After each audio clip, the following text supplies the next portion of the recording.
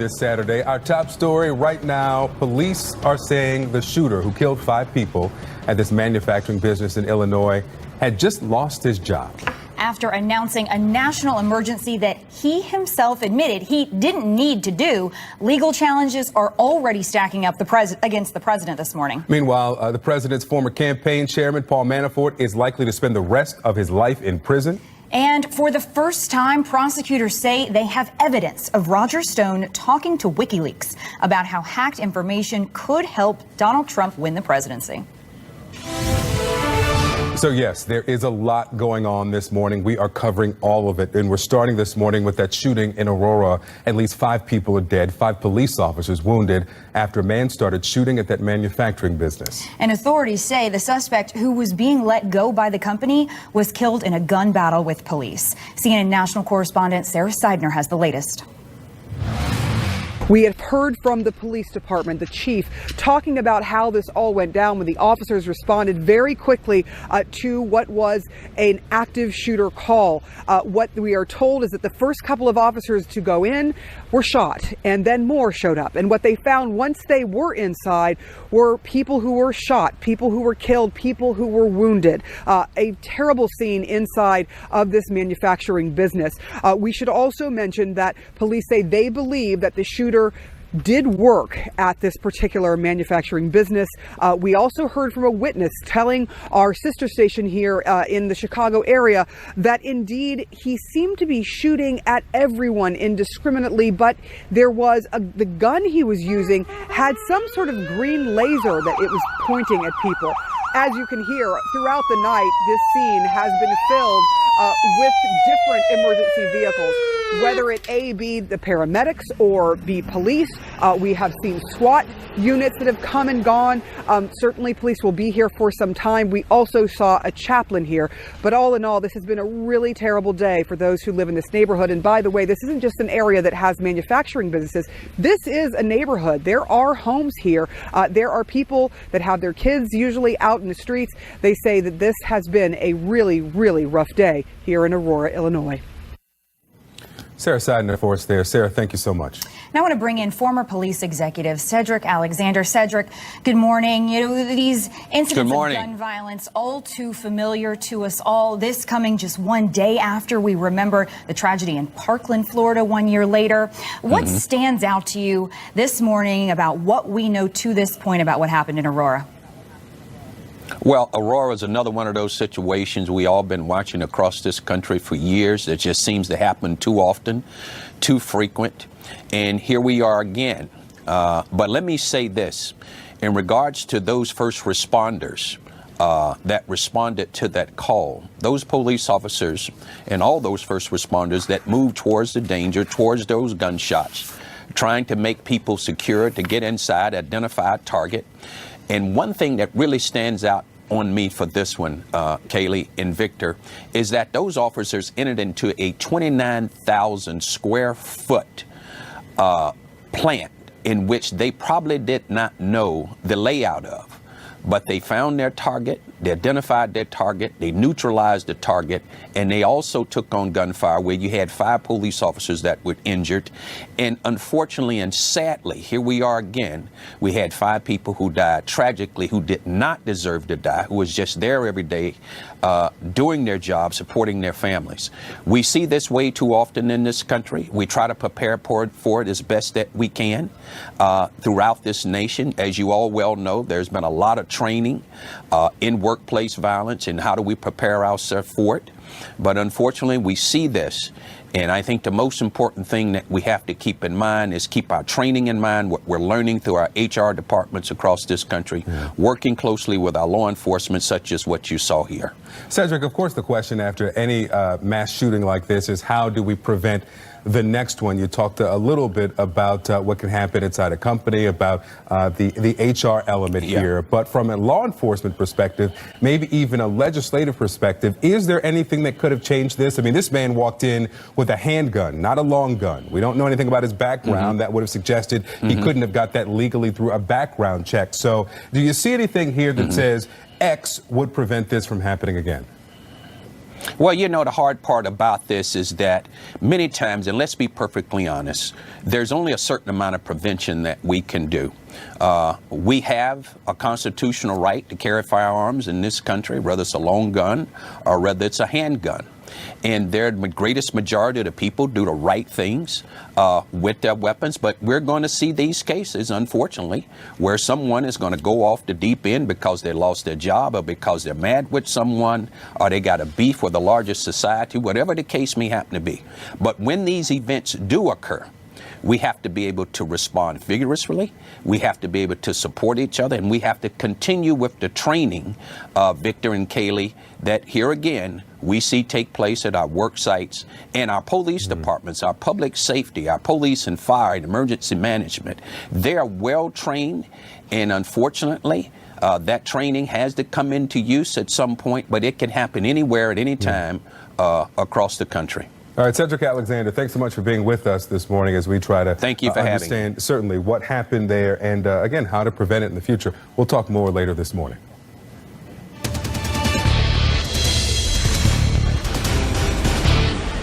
Well, President Trump admits just moments after declaring a national emergency that he did not need to do it.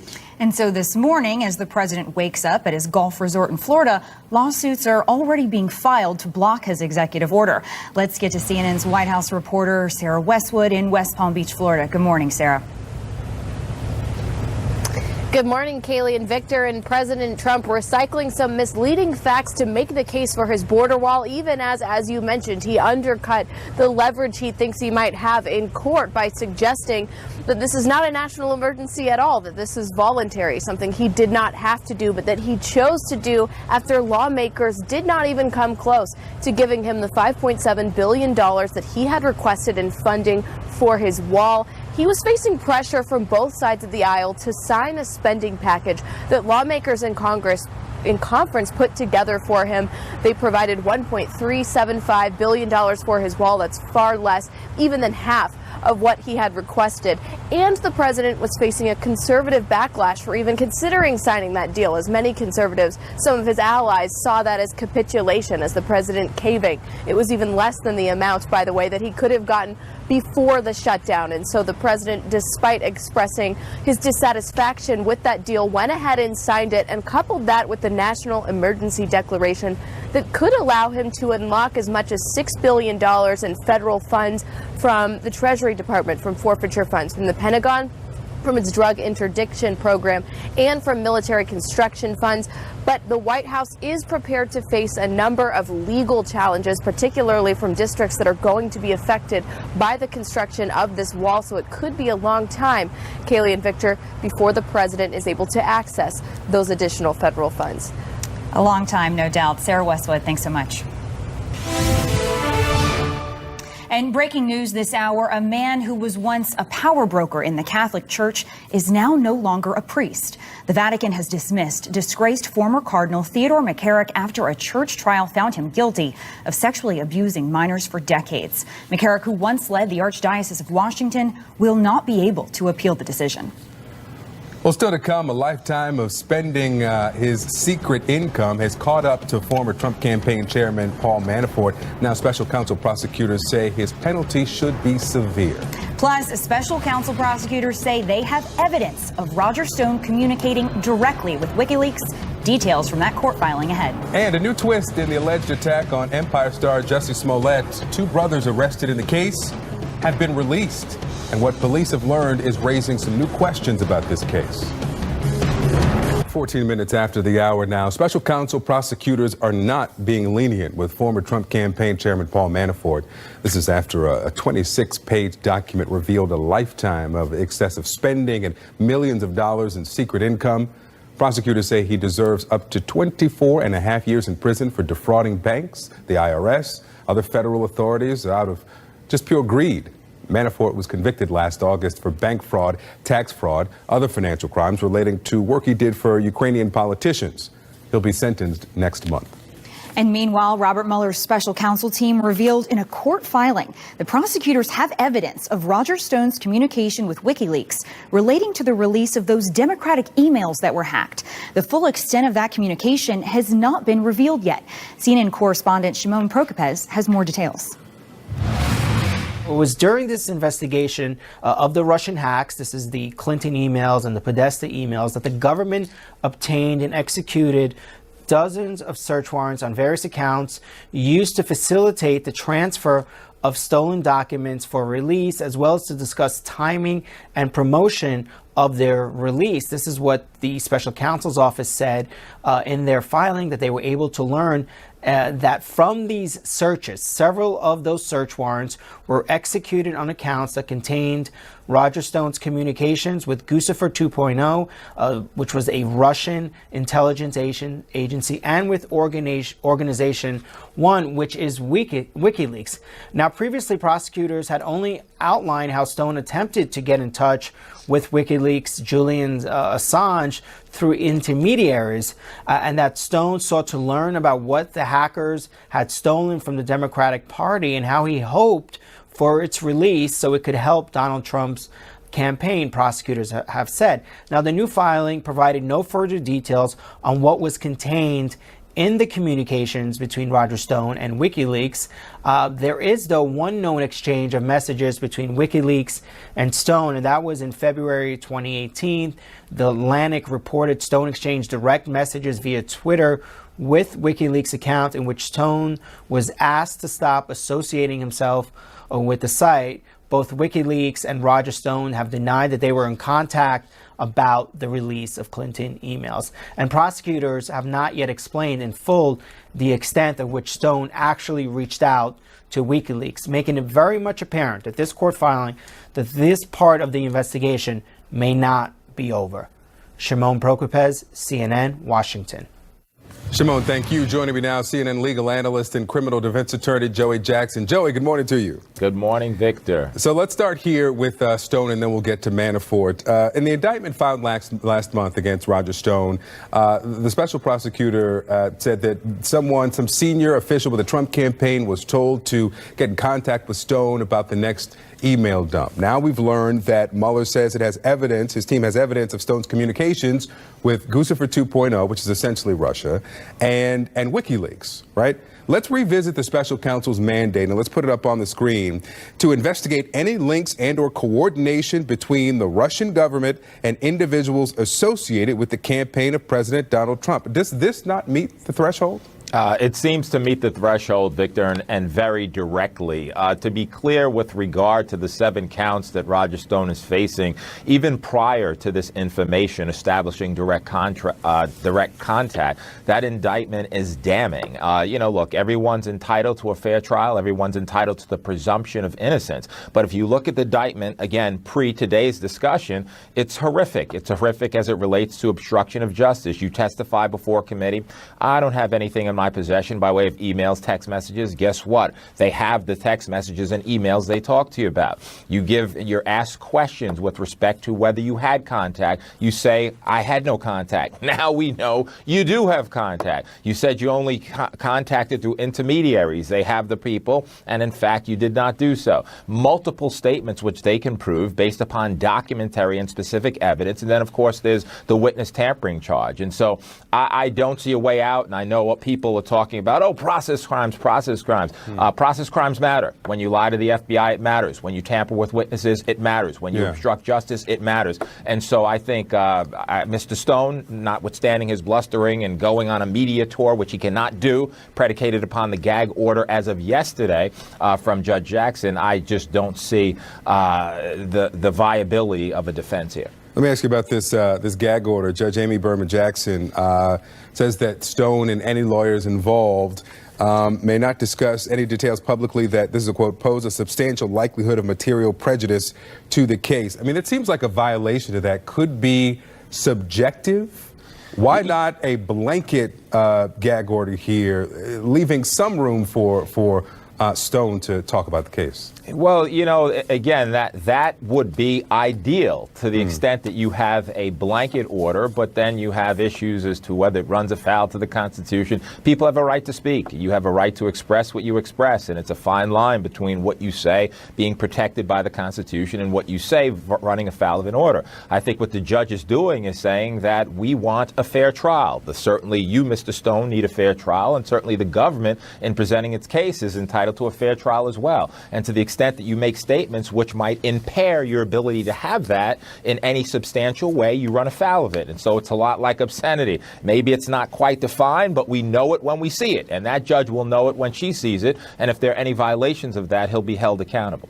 All right, Mueller's office says that Paul Manafort now deserves 19.5 to 24.5 years in prison for his financial crimes, and his age should not be considered to possibly get him a less severe sentence here. Based on your experience, what we learned about this judge in this Virginia case, Judge T.S. Ellis, do you expect that's the range in which he'll fall here, a life sentence essentially? I do. And Victor, just to be clear, I would never profess to speak for any judges, particularly not a federal judge. But here's the issue. The issue is that this is not the special prosecutor, to be very clear, trying to go hard on Manafort. And let me clarify what I'm saying. If you look at the sentencing memo that they put forward, they take no position. What they're saying is that under the federal sentencing guidelines, you have a level of offense. And while it may get complicated, what happens is you have a level of offense in this case, which is a 38. That's pretty far down the scale. You have a zone A, zone B, zone C. This is a zone D offense. And so if you look at the level of offense, just pure, quantitative skills, and you look at his criminal history, these are the amount of months he should spend in jail. The only way he gets out from under that is by suggesting that he's entitled to some downward departure, meaning there's some mitigating factor for which he shouldn't be in that range. The Department of Probation looks, they calculate, they do the math, they get their pencils out, and that's where he falls. And so I think that unless he's able to establish that there's some mitigation, why should he fall elsewhere? This is a guy who took the government to task in Virginia. Perhaps he should not have done so. Perhaps his lawyer should have advised accordingly. He went to trial. And while there were hung counts, he got convicted of several of those. He has to be accountable. He's facing another, of course, sentencing in D.C. for other crimes. And we know the crimes he was convicted of, whether it's tax violations or hiding foreign money or, bank accounts that essentially defrauding banks. These are serious offenses. And under the law, this is what he is really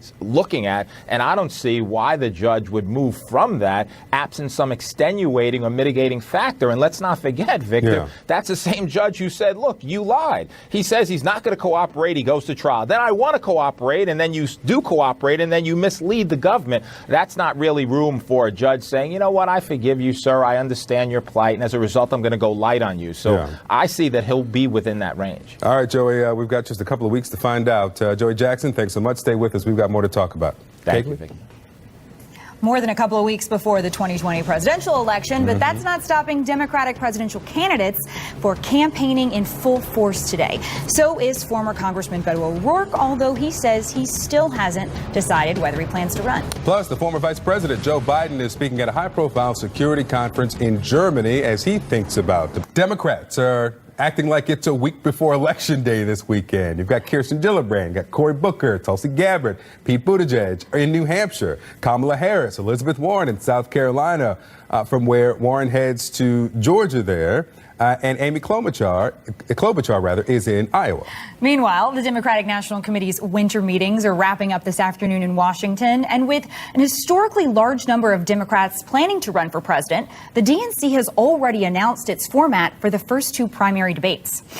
Former Vice President Joe Biden, who's also toying with the idea of running for president, he's in Munich right now and about to talk about America's role on the world stage at a very high-profile security conference. Now, if Biden does finally decide to run, it looks like he'd have the support of a lot of Democratic voters. CNN polls show 62% of Democratic and Democratic-leaning voters say Biden should run, and half of Americans say they would likely support him.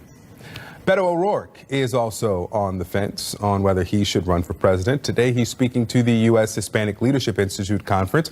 That's in Chicago. But the former Texas congressman says he's still trying to figure out plans for 2020. I haven't made the decision with my family about what we're doing next. But definitely listening to people who are far smarter than I am, far more experienced than I am, to gain the benefit of their wisdom, and then make an informed decision about what is best for the country. O'Rourke has been, let's say, ramping up his public appearances recently. Earlier this week, he drew thousands of supporters to a rally in El Paso. That was to protest President Trump's call for funding for a border wall. And joining me now, Daniel Lippman, reporter and co-author of Politico's Playbook. Daniel, let's start with Beto O'Rourke, okay? He became a celebrity of sorts during his run against Senator Ted Cruz last year. He appeals to young people, and he has this blockbuster fundraising ability. Now he's saying he'll decide by the end of the month if he does decide to run. I know this is not a new question, but what do you see his chances being after all of this effort we've seen him put in? He would definitely be in the top tier of candidates just because of his star quality and the fact that he's a pretty good fighter. And he's going to point to his results in Texas, where he came very close to beating someone Democrats despise, Senator Ted Cruz, and say that he can do the same with President Trump and that he could beat the president. And he has long been talked about as a future presidential candidate since his first term in office. And so I think he has a very good ability to raise a ton of money. And he has that name ID that is crucial in the early stages of this primary. Some of these candidates who've gotten their names out there early, perhaps needing to do more work to familiarize themselves with voters. Not among that crowd would be Joe Biden, if we can switch to him. As we've been saying, he's speaking at a Munich security conference very soon here today. And whether it's deliberate or not, it's a good reminder of his foreign policy credentials and his experience in the top levels of politics, of course. Do you see this as being all about building that Biden brand before officially jumping into the race? I think he's still debating whether to join this race because I think a lot of people around him, they thought he should have gone against Trump in 2016. They regret that decision, and they don't want to let that opportunity pass again. This is Biden's last time to actually run for president, it seems, because of his age. And he has the ability to be a consensus Democratic candidate, and he's a very good brawler. Even though he is sometimes thin-skinned, he can really go against Trump in a way that would make it hard for Trump to attack him, because Biden would throw it back as best that he can. And so, and he has the ability to get blue collar workers to rally behind him because of his working class background. As you speak to so many of those strengths, a CNN poll shows that 62% say he should make a run for president, and support for him higher among Democrats this year than it was back in 2015 when he mulled the 2016 run. Given those strengths you just mentioned, though, and this favorability, are you concerned at all that he's running out of time? It's so early that I think Joe Biden, because of his stature in the party, he has the ability to, be patient, to think through all of this. His allies definitely want him to run, but this is just a question of him entering at the right time. It would be very weird if he was the first candidate to announce. And remember, President Donald Trump, he only entered the race in June of that year. And so if we were, switching to this year, that would mean that Biden has another couple months to enter the field. It is, in fact, only February of 2019. Yes. Thank you so much, Daniel. Appreciate it. Thanks, Kaylee. Senator Amy Klobuchar is finishing up her first full week as a candidate for president, and Monday night she joins New Hampshire voters to take their questions and talk about what's at stake for the country. Don Lemon moderates a CNN presidential town hall. That's Monday at 10 Eastern, right here on CNN.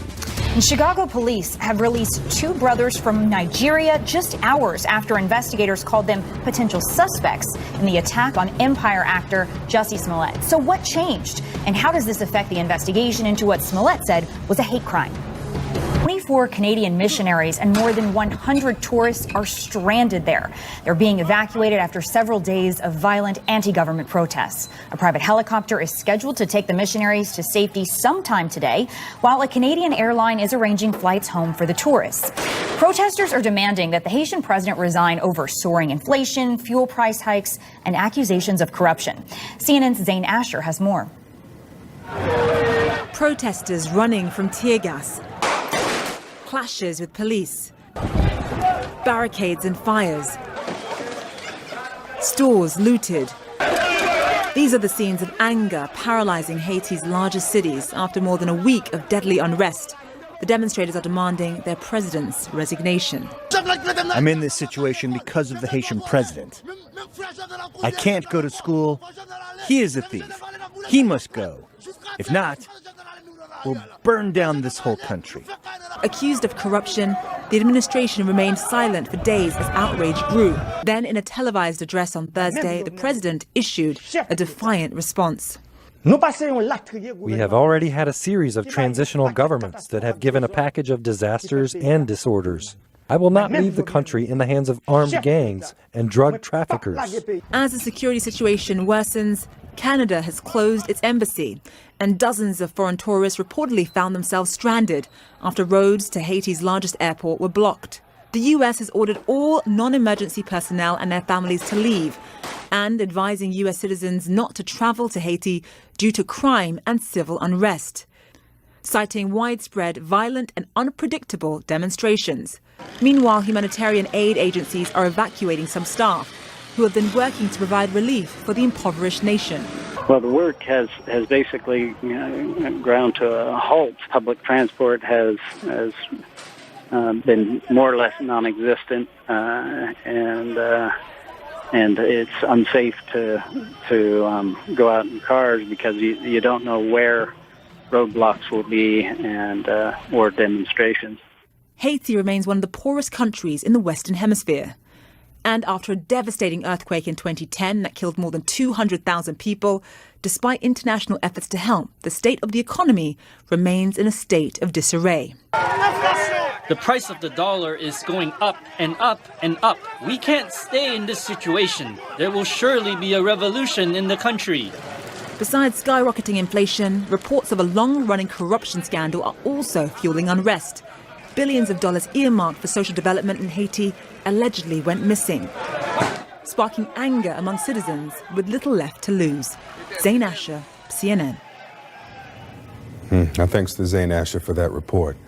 New this morning, Chicago police have released two brothers. They've released them now, these brothers from Nigeria, who were arrested earlier this week in the alleged attack on Empire star Jussie Smollett. The men were released last night without charges after investigators say they learned of new evidence during interrogations. They're not saying what the evidence is, but a source tells CNN that Smollett and the brothers had some kind of previous affiliation. Smollett says last month 2 attackers hurled racial and homophobic slurs at him, put a rope around his neck, and poured some kind of chemical on him. The latest developments in the case have raised obviously new questions about this story. Let's bring in CNN legal analyst Joey Jackson. Joey, so what do the releases? I mean, these men went from persons of interest to potential suspects to being released without charges, all within a matter of hours. What does this tell you about this case?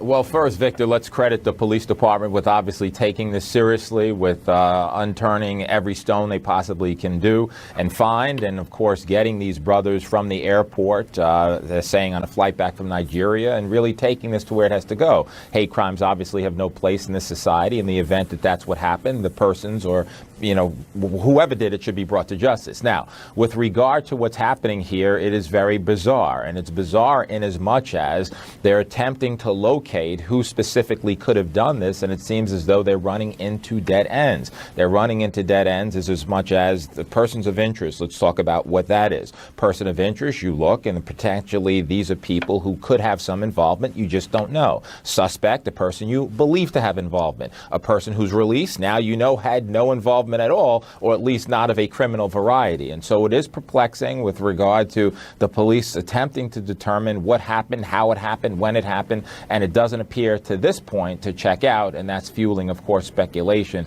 that it may not be so. Quickly, Joey, Smollett suggested during his interview with ABC News that his attackers were not black. He said that if I had said that it was a Muslim or a Mexican or someone black, the doubters would have supported me. I mean, these two men are from Nigeria.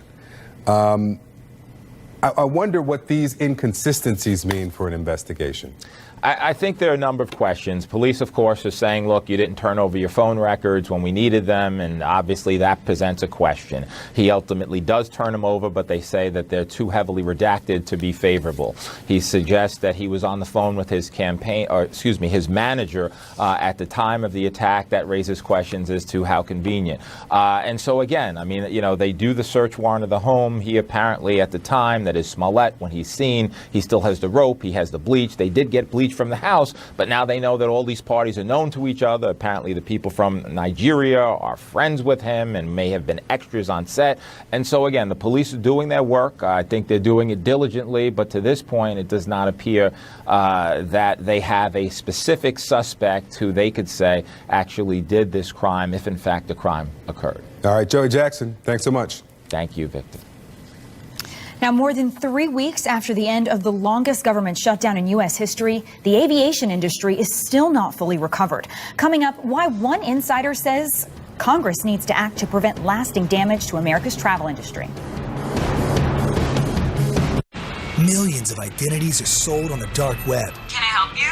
I'll take two. Up to stop President Trump from implementing his declaration of a national emergency at the southern border. But by first signing a bipartisan border security bill, he averted a second government shutdown. And that should come as some relief to millions of government employees and federal contractors. But the pain of the longest government shutdown in history lingers. Joining me now, Sarah Nelson. She's the international president of the Associations of Flight Attendants. Sarah, is this not good news? Well, this is great news that the shutdown and the uncertainty of the shutdown is ended. But there are people who have been left behind here, and there are people who are trying to pick up their lives after all the pain that caused during 35 days of not being paid. The federal contractors are looking at not getting back pay. That was not included in this deal. So people have harm to their credit. They're trying to pick up their lives again. They don't even, the federal workers who are due the back pay have not even received all of that yet. This should have been avoided. This put our safety and security, our lives in danger. It put 11 million workers who work in aviation in danger, and our communities, so on and so forth, because the trickle-down effect is extraordinary. Yeah, you wrote this week in USA Today that the industry still has not recovered. I want to read from your article where you say the unprecedented 35-day shutdown and the continued uncertainty of the last 3 weeks put the lives and livelihoods of flight attendants, pilots, and our passengers at risk. The systems that keep our aviation system safe and secure were stretched to a breaking point and can now just begin to recover. What are the problems you still see faced by the industry beyond just those at home, the ones that make flying for all of us less safe now, you say? Well, look, this government shutdown shows us that federal workers are not nameless, faceless bureaucrats. They're air traffic controllers, they're transportation security officers, they're FBI agents, they're food inspectors. And these people were put in the crosshairs of a political battle that they should not have been. And the ones who were deemed essential to be on the front lines, like air traffic controllers and like our transportation security officers, did not have the support of the other people who were deemed non-essential in this process. And so programs that continue to update our safety and security systems, all of those were stopped. And now we have to assess the damage and get them back up and running again. Take, for example, the FAA Reauthorization Act of 2018 that was overwhelmingly voted into place and signed into law in October. Those programs that were determined essential to continue to improve on the safest transportation system in the world have not been implemented. Things like for flight attendants, the rest that we need to avoid fatigue. So these are issues that need to be implemented right away, and the shutdown stopped all of that effort. So we are really concerned about where we are today, how people were stretched to a breaking point. We need to get our arms around them. We need to make sure that we're passing legislation that this never happens again. Flight attendants, of course, not federal workers, but as you say, the aviation industry can't operate without those federal workers, all of you working in concert. So what will you all do to continue that fight to ensure that this doesn't happen again? Well, look, we're going to be out demonstrating at 3 airports today. We scaled back plans to be at airports all across the country. But we're going to continue to say that there needs to be action taken right away. There are bills already moving in Congress, and some that are we expect to be introduced within the next week that will make sure that these lockouts of workers never happen again, that we never put lives in danger, that we never put our safety and security in danger in this country. And so we're going to be asking for that to be done. But we're also going to say that we need a government that works, and we need to be implementing the programs that have already been approved. And we need to make sure that the people, the over 1 million people who support our federal workers are in low-wage jobs, working in the cafeterias, for example, in some of these agencies. These people went without work and without pay all this time. They didn't ask for this. They were thrown in the middle of it. And we should take care of them as well. Their families are hurting. And this was just wrong. This was immoral for America. So we're going to continue to press to make sure that those people are taken care of, that we've got legislation in place to make sure that this never happens again, and that we get to work to implement the important programs in aviation that keep all of us safe, including a task force to address sexual harassment and sexual assault on planes. Sarah Nelson, thanks for your time, and thanks for all that you're doing in an effort to keep all of us who fly safe. We want you to fly with us, and we want you to be safe every time. Thank you very much. El Nino is back. Allison Chinchar is at the CNN Weather Center. Allison? It's not really, I was going to say, it's not really a term people really know a lot about, but the one general consensus is people want to know, what is this weather pattern going to do for the area I live in? We'll break it down region by region coming up.